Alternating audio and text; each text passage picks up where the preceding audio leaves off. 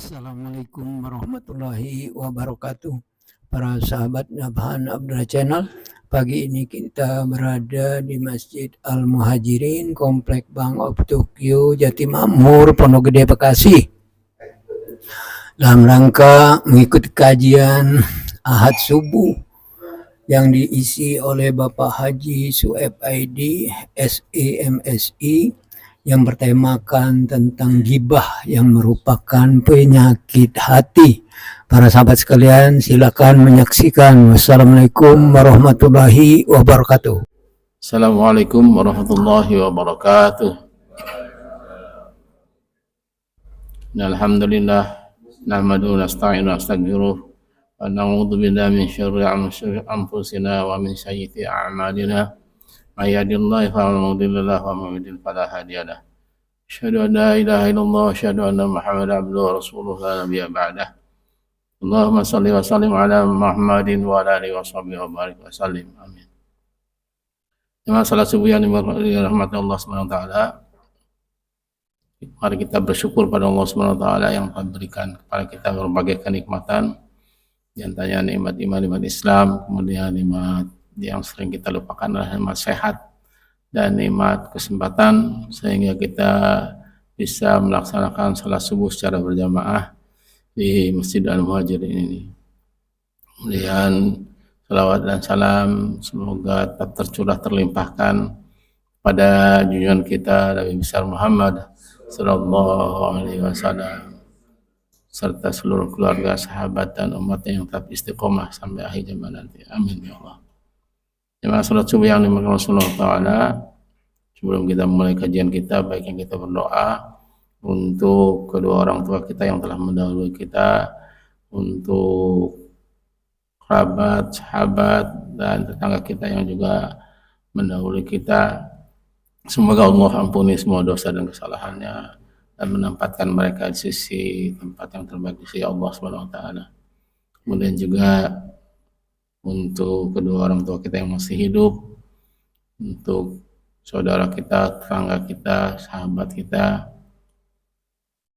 yang diberikan Allah Subhanahu wa taala cobaan berupa sakit misalnya, semoga Allah sembuhkan mereka dan dapat beraktivitas kembali seperti sedia kala. Demikian juga kalau mereka mendapatkan ujian lainnya, semoga Allah berikan kesabaran dalam menerima ujian ini. A'udzu billahi minasyaitonir rajim. Bismillahirrahmanirrahim. Alhamdulillahi rabbil alamin. Ar-Rahmanir Rahim. Maliki yaumiddin. Iyyaka na'budu wa iyyaka nasta'in. Ihdinas siratal mustaqim. Siratal ladzina an'amta 'alaihim ghairil maghdubi 'alaihim waladdallin. Amin. Pagi ini kita luruskan niat kita dulu, yaitu untuk thalabul ilmi, artinya mencari ilmu dalam rangka mendapatkan keridhaan dari Allah Subhanahu wa taala. Karena Allah Subhanahu wa taala berjanji dalam surat Al-Mujadilah surat 58 ayat 11, Allah berfirman, a'udzubillahi minasyaitonirrajim, yarfa'ilullahu alladzina amanu minkum walladzina utul ilma darajah. Allah akan mengangkat derajat orang-orang yang beriman di antara kamu dan orang-orang yang diberi ilmu beberapa derajat. Oleh karena itu, mari kita mulai kajian kita dengan membaca Bismillah. Bismillahirrahmanirrahim. Kemudian berdoa, Allahumma inni as'aluka iman nafi'ah wa rizqan thayyiban wa amalan mutaqabbalan. Ya Allah, sesungguhnya aku memohon kepadamu ilmu yang bermanfaat, rezeki yang baik dan halal, dan amal yang diterima. Bahkan berdasarkan hadis dari Ibnu Majah yang disahihkan oleh Syekh Al-Albani. Jemaah salat subuh yang dimuliakan Allah SWT, pagi ini kita bahas kajian kita dengan tema ghibah sebagai salah satu penyakit hati. Nah, ghibah ini penting kita bahas karena media sosial luar biasa ya, terus menerus menyampaikan hal-hal yang menurut hemat saya itu merupakan ghibah. Apalagi dulu ada TV-TV yang selalu menyampaikan kabar-kabar, baik itu kabar buruk maupun kabar baik mengenai tokoh-tokoh atau beberapa selebriti yang dikabarkan berbuat begini dan begitu. Nah, ghibah adalah penyakit hati yang istilah itu disematkan bagi seseorang yang membicarakan keburukan orang lain di belakangnya. Syariat Islam menyebutkan ghibah itu, sementara istilah populernya, nah syariat Islam ini menyebutnya bahwa orang yang sering membicarakan keburukan orang lain itu disebut berghibah. Sementara istilah populernya adalah biasa kita sebut dengan gosip atau bergunjing ya. Bergunjing itu bagian daripada hibah. Nah, istilah hibah ini dalam bahasa Arab berdasarkan kamus bahasa Arab berasal dari kata ghabaha yaqibu ghaiban, yang berarti ghaib atau tidak hadir.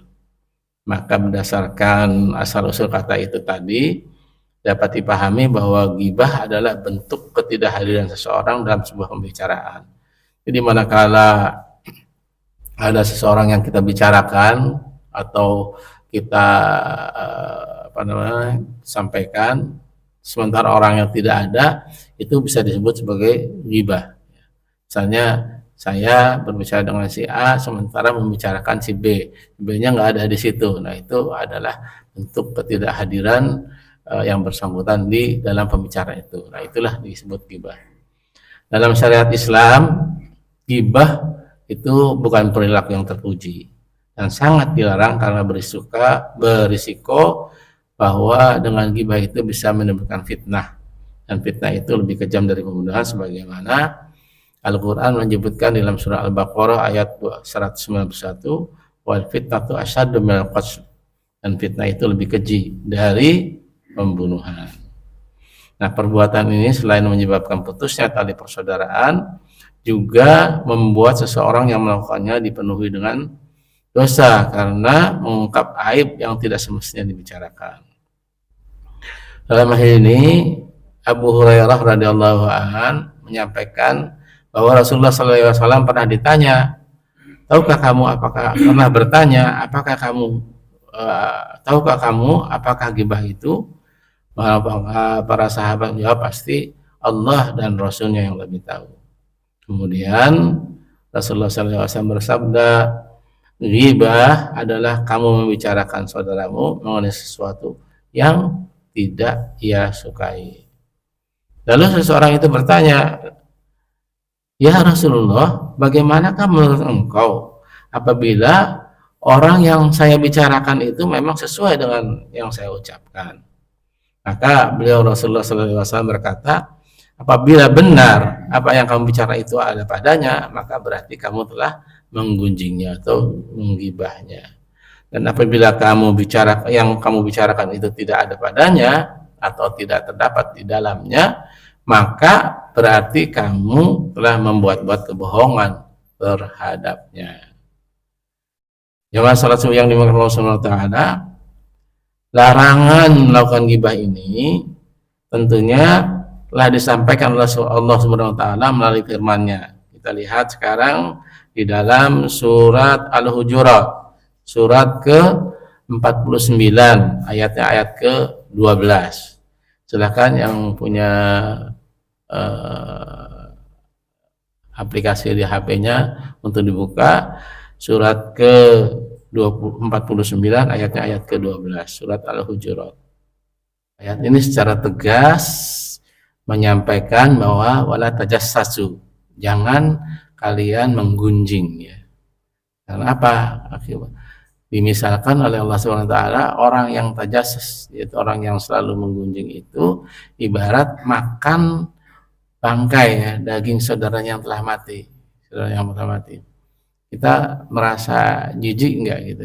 Ketika kita makan bangkai bukan saudara kita sendiri, makan bangkai biasa saja, pasti kita akan merasa jijik. Apalagi memakan bangkai manusia, apalagi itu adalah saudara sendiri. Nah, tajassus itu digambarkan seperti itu gitu. oleh Allah Subhanahu wa taala. Ditutup ayat ini dengan wattaqullah innallaha tawwabur rahim. Maka bertakwalah kalian kepada Allah dan janganlah karena Allah itu Maha penerima taubat dan Maha penyayang. Ini dua perkataan inilah yang menguatkan kita untuk tidak berbuat sesuatu yang menggunjingkan orang lain. Wattaqullah innallaha tawwabur rahim. Maka bertakwalah kepada Allah, sungguh Allah itu tawwabur rahim, Maha penerima taubat dan Maha penyayang. Jemaah salat subuh yang dimuliakan Allah Subhanahu wa taala, dalam tafsir Kementerian Agama dari Saudi Arabia, ayat ke-12 dari surat Al-Hujurat ini ditafsirkan bahwa wahai orang-orang yang beriman dan dia membenarkan Allah dan Rasulnya serta melaksanakan syariatnya, jauhilah banyak prasangka buruk kepada orang-orang beriman, karena sesungguhnya sebagian dari dugaan tersebut adalah dosa. Jangan juga mencari-cari aurah atau aib kaum muslimin. Jangan pula sebagian dari kalian berbicara tentang sebagian yang lain di belakangnya dengan sesuatu yang tentunya dia benci. Apakah seseorang di antara kalian mau makan daging saudaranya yang sudah mati? Kalian tidak menyukai itu kan? Maka tinggalkanlah ghibah. Takutlah kalian kepada Allah dalam perintah dan larangannya. Sesungguhnya Allah itu Maha penerima taubat hamba-hambanya yang beriman dan Maha penyayang terhadap mereka. Selanjutnya dalam tafsir Jubatut Tafsir min Fadil Qadir, menurut Syekh Dr. Muhammad Sulaiman Al-Ashqar, mudaris dari tafsir Universitas Islam Madinah, ayat tersebut ditafsirkan, ya ayyuhalladzina amanu istanibu katsiran minadh-dhon, artinya wahai orang-orang yang beriman, jauhilah kebanyakan prasangka ini, yaitu prasangka yang buruk terhadap orang baik. Adapun terhadap orang yang jahat dan fasik, maka kita diperbolehkan berprasangka sesuai dengan apa yang nampak dari mereka. Jadi ketika kita berprasangka kepada seseorang yang baik, kita dilarang. Tapi ketika kita tahu bahwa orang itu buruk gitu, maka prasangka itu boleh jadi menjadikan kita saksi dari keburukan orang yang tadi kita sampaikan. Maka Allah SWT berfirman dalam ayat selanjutnya, inna ba'da dhani ismun, karena sebagian dari prasangka itu dosa, yaitu sebagian prasangka yang mengandung dosa itu adalah prasangka buruk terhadap orang baik. Jadi prasangka buruk itulah yang dikatakan dosa di dalam ayat tadi. Wala tajassasu, dan janganlah mencari-cari keburukan orang. Makna tajassasu ini yakni mencari-cari aib dan keburukan yang tersembunyi. Wala ya'tu ba'dukum ba'da, dan janganlah menggunjingkan satu sama lain. Yakni janganlah kalian saling membicarakan keburukan orang lain tanpa sepengetahuannya. Nah, maksudnya apa? Maksudnya bahwa membicarakan keburukan seseorang ketika ia tidak bersama orang yang membicarakan itu, meskipun apa yang dibicarakan itu benar-benar ada dalam diri orang tersebut.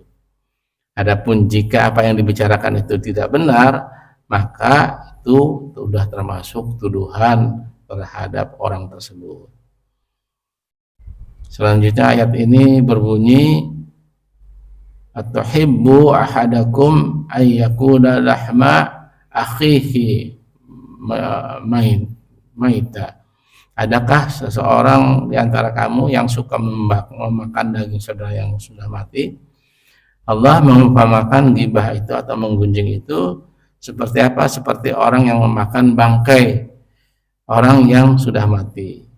Sebab orang yang sudah mati itu tidak akan mengetahui bahwa dagingnya dimakan oleh orang tersebut.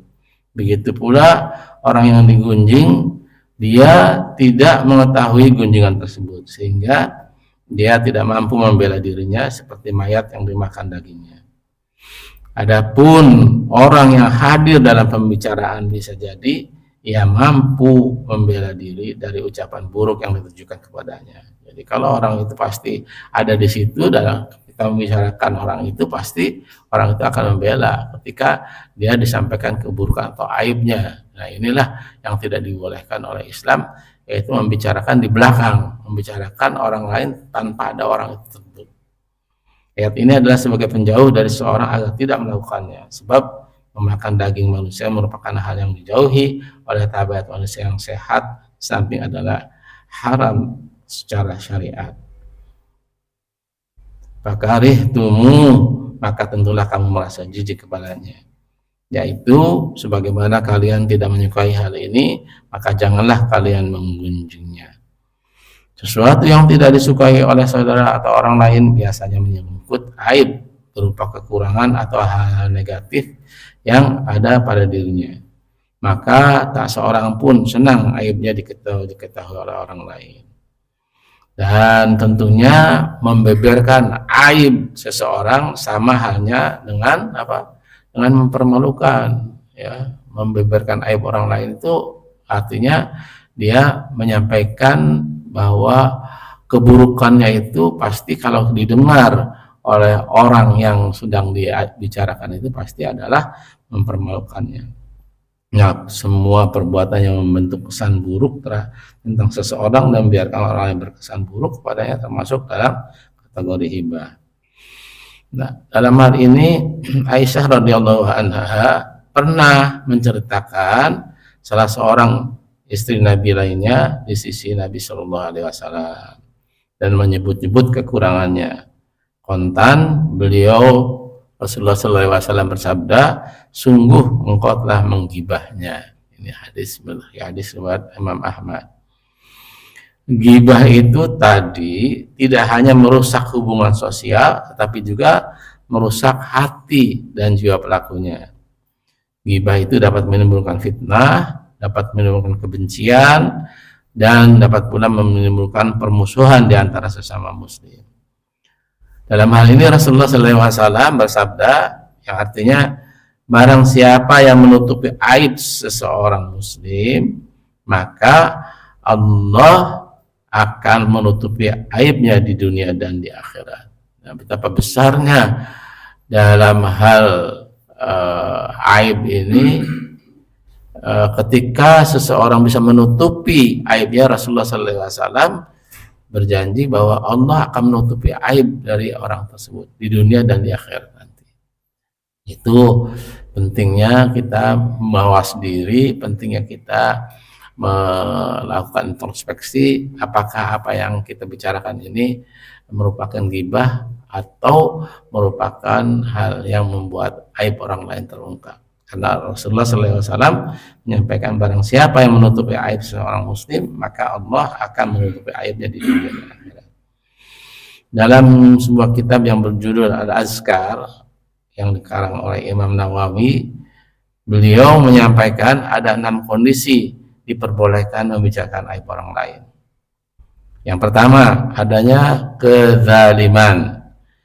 Orang yang diperlakukan tidak adil atau dizalimi diperbolehkan menceritakan pada pihak yang berwenang terhadap kezaliman yang diterimanya.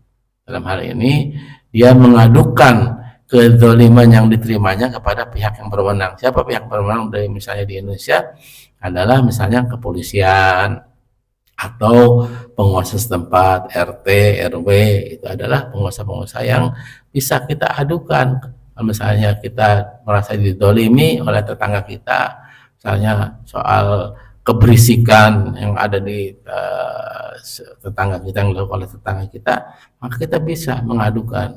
Itu bolehnya kita menyampaikan keburukan walaupun itu merupakan aib bagi si orang itu. Tapi dalam hal adanya kedoliman dan merasa dirinya itu didolimi, maka bolehlah kita mengadukan kepada pihak yang berwenang. Yang kedua, bolehnya kita meminta bantuan untuk mengubah kemungkaran. Nah, menceritakan aib itu dengan tujuan mengubahnya ke jalan yang lebih baik.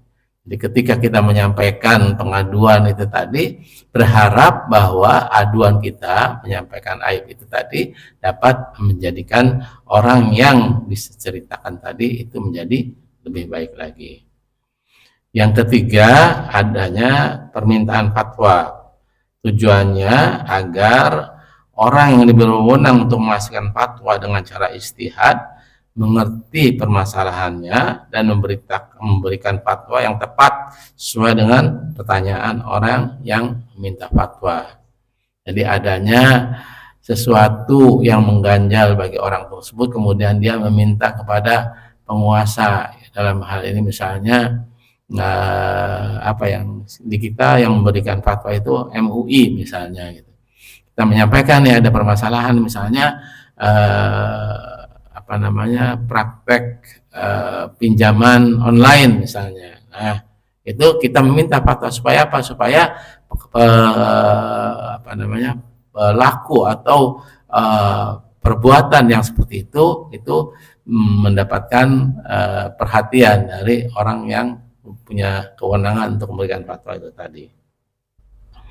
Yang keempat, bolehnya kita berghibah itu dalam hal sebagai bentuk peringatan. Tujuannya memperingatkan tentang suatu keburukan ketika memberi nasihat. Jadi bolehnya seseorang menyampaikan tanpa menyebut nama orangnya, tanpa menyebut di mana dia, tanpa menyebut hubungannya. Yang penting dia memberikan informasi kepada orang lain berupa inspirasi agar bisa menjadikan itu sebagai bentuk peringatan bagi orang-orang yang merasa melakukan sesuatu. Yang kelima, ada orang yang mendeklarasikan perbuatan fasiknya. Nah, ini ketika ada yang terang-terangan melakukan perbuatan fasik, perbuatan yang berbeda dengan apa yang diharapkan dengan syariat agama Islam, hukumnya wajib diceritakan. Misalnya ada orang yang melakukan bahwa Rasulullah SAW itu bukan manusia yang sempurna misalnya, maka terhadap orang yang seperti itu kita harus terang-terangan untuk melakukan menyampaikan perbuatan itu ada perbuatan yang tidak baik. Jadi harus dilawan, jangan dibiarkan seperti itu karena bisa menyebabkan adanya keburukan-keburukan lainnya yang ditimbulkan dari pernyataan orang tersebut. Yang keenam, adanya identifikasi. Hukum yang menyebabkan keadaan fisik seseorang diperbolehkan asalkan diniatkan sebagai bentuk identifikasi. Contoh misalnya ketika kita mengetahui ada perbuatan keburukan yang dilakukan orang itu, kemudian si penguasa itu bertanya, orangnya seperti apa sih? Nah, kita menyampaikan nih, orangnya misalnya orangnya tinggi, kurus, putih, misalnya itu bentuk-bentuk identifikasi ya, atau soal bicaranya seperti ini, gitu. Bentuk-bentuk identifikasi. Ini boleh kita menyampaikan, walaupun itu termasuk daripada salah satu hal yang mengungkapkan identifikasi orang yang tentunya orang itu tidak menyukai kalau itu disampaikan sebagai bentuk identifikasi.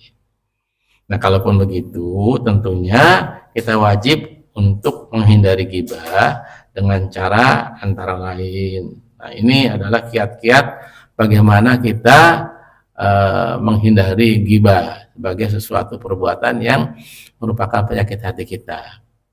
Yang pertama, hendaklah kita berkumpul dengan orang-orang soleh. Nah, ini bagian dari, insya Allah, saudara-saudara ini ada bagian dari orang-orang soleh.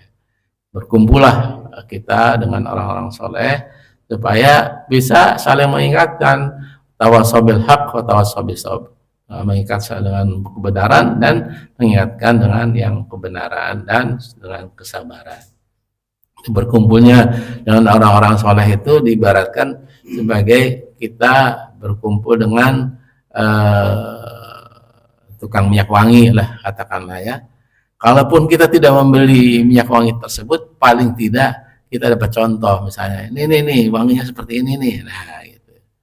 Jangan kita berkumpul dengan tukang pandai besi atau tukang las misalnya. Kalaupun kita tidak ngelas di situ, paling enggak kita kecipratan api dari las-lasannya itu. Nah ini yang kita tidak boleh. Jadi ketika kita berkumpul dengan orang saleh, insya Allah hasilnya pun akan lebih baik lagi. Nah, itu yang pertama. Yang kedua, bahwa hendaklah kita menyadari bahwa ghibah itu adalah perbuatan yang buruk. Jadi kita hendaknya menyadari setiap kita mau mengungkapkan sesuatu keburukan orang lain, introspeksi diri, apakah kita lebih baik daripada dia. Nah, itu cara yang termudahnya gitu. Introspeksi inilah yang menyebabkan kita menyadari bahwa ternyata menggibah itu ada perbuatan yang buruk. Kita pun tidak mau digibah. Kita tidak mau bicarakan, wah si Sueb tuh kalau ngomong begini. Nah, itu kan saya nggak mau pasti gitu. Karena saya mendengar dari orang lain gitu. Nah, ini bagian dari bagaimana cara menghindari dari gibah. Jadi kita menyadari sepenuhnya bahwa gibah itu bukan orang lain saja yang dirugikan, tapi diri kita sendiri juga dirugikan ketika kita menggibah orang itu. Inilah yang dia hendaknya kita sadar. Kemudian yang selanjutnya adalah sering-seringlah kita bermuhasabah. Bermuhasabah itu kita introspeksi diri, ya, introspeksi diri. Seperti tadi saya sampaikan bahwa kita belum tentu lebih baik daripada dia. Kita belum tentu lebih mulia daripada dia. Karena kemuliaan itu adalah orang-orang yang senantiasa bertakwa kepada Allah Subhanahu wa taala. Ini hendaknya kita sadari betul dengan bermuhasabah, dengan berintrospeksi diri, dengan senantiasa mengingat keburukan orang lain. Sebelum kita menyampaikan keburukan orang lain, kita hendaknya memperbaiki diri kita sendiri, mengingat keburukan-keburukan kita. Supaya apa? Supaya kita terhindar dari bergibah tadi. Nah, tentunya ini adalah bagian daripada ketika kita membicarakan orang lain, ingat-ingatlah dulu kebaikannya. Kebaikan orang lain itu tadi sebelum dan kemudian bersama dengan itu kita juga ingat dengan keburukan-keburukan kita. Jadi sebelum kita menyampaikan keburukan kepada orang lain, ingat-ingat kebaikan orang itu tuh banyak dibandingkan dengan keburukannya. Jadi kita tidak sempat menggibahnya gitu. Di samping itu juga kita selalu introspeksi, keburukan kita pasti lebih banyak daripada orang itu, sehingga kita merasa bahwa oh nggak ada manfaatnya kita membicarakan keburukan orang itu, karena orang itu jelas lebih baik daripada kita. Kemudian yang selanjutnya adalah senantiasa berpikir positif, ya, jangan husnudzon. Dan kita harus berpikir positif itu sebagai bukan husnudzon, suudzon. Kita itu jangan berpikir negatif kepada orang lain. Kita harus berpikir husnudzon, berpikir baik. Jadi lihat sisi baiknya daripada orang itu, sehingga kita selalu berpikir positif. Dalam hukum kekekalan energi, bahwa energi itu bersifat tetap, ya. Nah, ketika kita menyampaikan energi positif, artinya kita membicarakan kebaikan-kebaikan orang lain, nah energi positif itu akan kembali kepada kita. Energi positif itu adalah kebaikan-kebaikan yang kita sampaikan melalui apa yang kita sampaikan pasti akan lagi kembali kepada kita. Nah, kita tidak akan menerima gibah atau menerima fitnah dari orang lain karena kita selalu membicarakan orang lain, melihat dari sisi positifnya selalu. Nah, inilah yang menjadikan kita senantiasa berpikir kalau kita menyampaikan keburukan pasti akan menerima keburukan itu tadi. Tapi kalau kita menyampaikan kebaikan pasti akan kembali kita kebaikan. Bukan hanya dari orang itu, mungkin dari orang lain juga yang menyampaikan kebaikan kepada kita. Kemudian yang selanjutnya adalah dengan memperbanyak istighfar. Memperbanyak istighfar itu senantiasa memohonkan ampun kepada kita. Nah, yang terbaik adalah ketika kita mau tidur, itu hendaknya kita beristighfar. Ya, kita mau tidur beristighfar, mohon ampun pada Allah atas semua kelakuan atau kejelekan yang kita lakukan pada siang hari ini. Nah, ini merupakan obat mujarab bagi kita untuk menghindari hibah. Nanti senantiasa beristighfar, senantiasa memohonkan ampun kepada Allah Subhanahu wa taala, juga memohonkan ampun bagi orang lain. Jadi istighfar itu jangan hanya Allahumma rabbighfirli, tapi kepada orang tua kita, kepada kaum muslimin yang hidup dalam manfaat, itu dia bagian dari istighfar. Rabbighfirli wa liwalidayya warhamhuma kama rabbayani shaghira. Allahumma ighfir lil mu'minin wal mu'minat wal muslimin wal muslimat alhamdulillah. Itu bagian daripada istighfar kita. Jadi mohonkan ampun bukan hanya untuk diri sendiri, tapi kepada orang tua kita, mohonkan ampun bagi orang muslim dan muslimat. Supaya apa? Supaya hidup kita menjadi tenang. Nah, selanjutnya tentunya kita wajib mengingatkan kepada lawan bicara kita ketika teman-teman kita atau lawan bicara kita memancing untuk membicarakan keburukan orang lain. Jadi kita wajib untuk mengingatkan, jangan. Nah, ini penting bagi kita ya, supaya apa? Supaya kita terkena hukum kewajiban untuk saling mengingatkan, baik untuk selalu senantiasa tidak membicarakan keburukan orang lain di depan kita. Bagi orang-orang yang bisa meninggalkan ghibah, diberikan kabar gembira berupa kebebasan dari api neraka, sebagaimana hadis dari Asma bin Yazid dari Nabi Shallallahu Alaihi Wasallam. Beliau bersabda, barang siapa menahan diri dari memakan daging saudaranya dalam ghibah, maka menjadi kewajiban Allah untuk membebaskan dari api neraka. Hadis ini diriwayatkan oleh Imam Ahmad. Juga hadis dari Abu Darda dari Rasulullah SAW bersabda, barang siapa yang menahan ghibah terhadap saudaranya, maka Allah akan menyelamatkan wajahnya dari api neraka kelak pada hari kiamat. Bukankah kita menginginkan bahwa tidak ada api neraka yang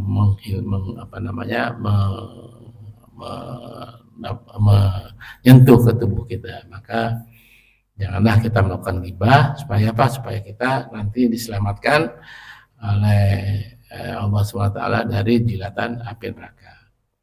Baik, itu saja mungkin pada pagi hari ini yang bisa disampaikan. Semoga kita bisa berniat untuk senantiasa tidak melakukan ghibah atau menyampaikan keburukan-keburukan pada orang lain. Semoga Allah SWT senantiasa memberikan bimbingan, taufik dan hidayahnya kepada kita, agar kita dijauhkan dari perbuatan ghibah.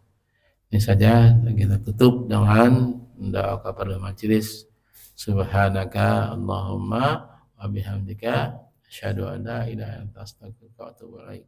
Assalamualaikum warahmatullahi wabarakatuh.